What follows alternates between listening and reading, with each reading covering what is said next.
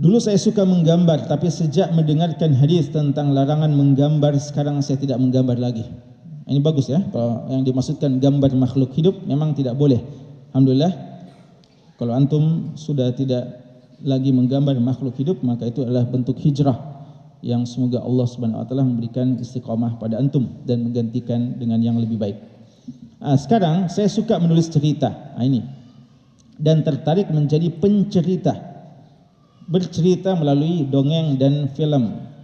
Yang ingin saya tanyakan, bagaimana hukum mengarang cerita fiksi mungkin ya, untuk memotivasi orang lain, karena yang saya tahu ada hadis tentang Rasulullah SAW mengatakan celakalah untuk pencerita.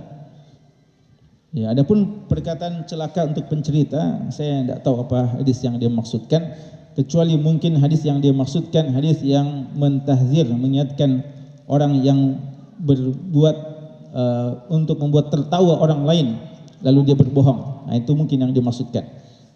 Ala kulli hal, persoalan membuat cerita-cerita dongeng atau fiksi ini memang ada khilaf di kalangan ulama kita. Dan pendongeng dan pencerita, tukang-tukang buat cerita itu sudah dikenal sejak zaman dulu. Disilakan dengan al-qussas, ya, tukang-tukang cerita. Dulu ada al-muhaddisun dan ada pasangannya al-qussas. Al-muhaddisun itu yang menyampaikan dengan riwayat-riwayat yang valid, yang jelas tentang kesahihannya. Dan di sana juga ada yang suka berdakwah tapi tidak punya bahan, tidak menghafal Quran, tidak menguasai Quran, tidak menghafal hadis, tidak menguasai hadis, maka yang mereka jadikan bahan dakwah mereka adalah cerita-cerita. Dan sayangnya kadang sebagian cerita tidak tahu dari mana asal usulnya. Hoax bahasa orang hari ini, ya. Jadi cerita-cerita ini adalah sesuatu yang diikhtilafkan tanzilnya hari ini.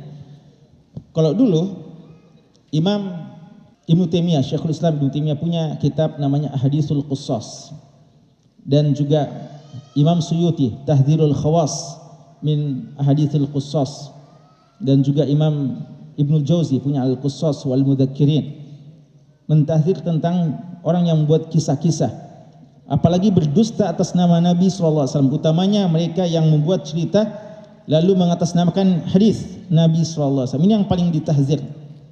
Mungkin pertanyaan sekarang, bagaimana satu kisah fiksi dongeng yang dibuat yang tidak ada penisbatan kepada Rasulullah, murni sesuatu gambaran permisalan tentang kehidupan yang mungkin tidak persis terjadi pada seseorang, namun itu sangat mungkin terjadi.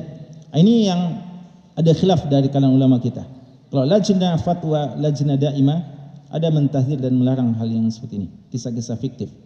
Namun sebagian ulama kita, di antaranya Syekh Al-Utsaimin rahimahullah taala, mengatakan tidak mengapa, karena dia tidak dikatakan dusta kalau memang orang tahu bahwa ini kisah gambaran saja, semacam tamtsil, permisalan, dan permisalan ini ada dalam Al-Quran dan dalam hadis Nabi SAW. Permisalan untuk sekedar mentakrib, ya, untuk sekedar memberikan pendekatan terhadap sesuatu yang memang mungkin terjadi dan kadang terjadi.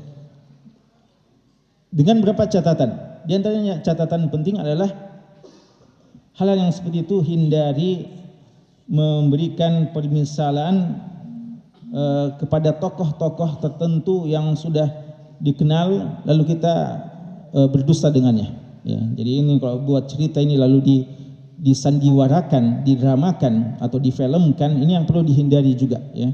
Kalau suatu kejadian-kejadian yang tidak pernah terjadi, jadi ada orang mau menggambarkan tentang bagaimana imam-imam tertentu padahal dia karang-karang sendiri, dan nanti akan dipermisalkan dalam bentuk, ya, narasinya sudah lalu dibentuk, ya, film dan drama, itu perlu dihindari, ya. Seorang orang yang berperan seperti imam-imam tertentu, Imam Ahmad umpamanya, atau ya imam-imam tertentu, atau cerita-cerita yang dibuat sampai-sampai ada yang berperan seperti syaitan, ya, itu suatu hal yang tidak dibolehkan.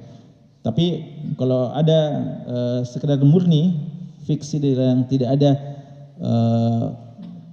peran yang baik, orang-orang yang sangat soleh ataupun orang yang jahat di situ, dia cuma gambaran kehidupan yang memang kadang terjadi di tengah-tengah kita dan ada pelajaran yang bisa diambil, ini sekali lagi dibolehkan oleh sebagian ulama kita.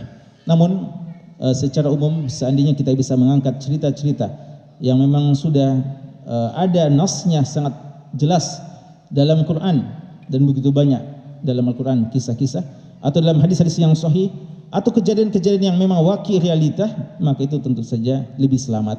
Wallahu taala a'lam.